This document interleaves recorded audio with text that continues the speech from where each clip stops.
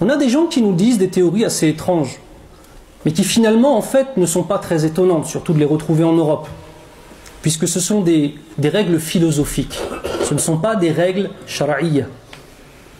Des gens qui nous disent « j'aime Allah ». Ah, l'islam c'est la vérité. Muhammad sallallahu alayhi wa sallam c'est le prophète d'Allah azza wa jal. Moi j'aime Allah azza wa jal.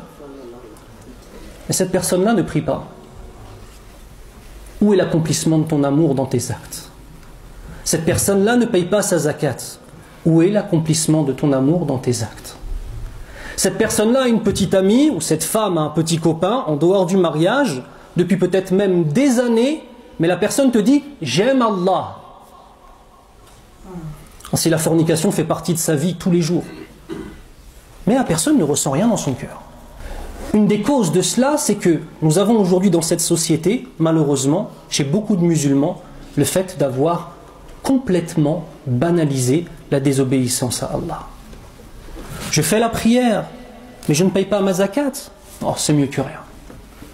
Je paye ma zakat, mais je ne fais pas ma prière. C'est mieux que rien. Et la reine de toutes, celle-ci, elle est tout en haut. Non, t'inquiète pas, Akhi. Quand j'aurai vers 60 ans, je vais aller faire le hajj. Et je vais faire un hajj mabrour afin d'effacer tout ce qui a été avant. Ce type de pensée repose sur une ignorance profonde de qui est Allah.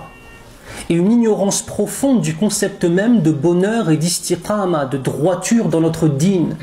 Puisqu'en fait, c'est essayer, excusez-moi du terme, de négocier avec Allah et tenter même de lui vendre une marchandise qui n'est pas bonne. Allahumma hafadna.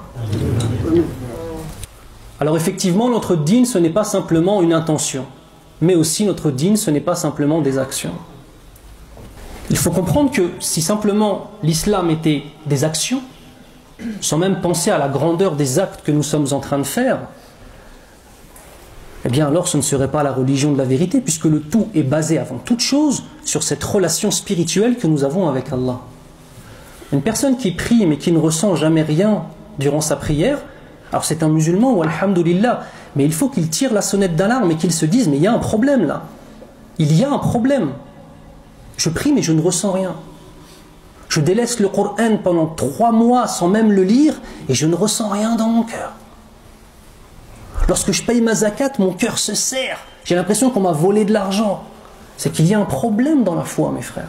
La foi est existante, walhamdulillah, mais c'est une foi qui se limite simplement à un degré, qui est déjà un degré d'islam, walhamdulillah. L'islam, on s'est soumis, alors on fait.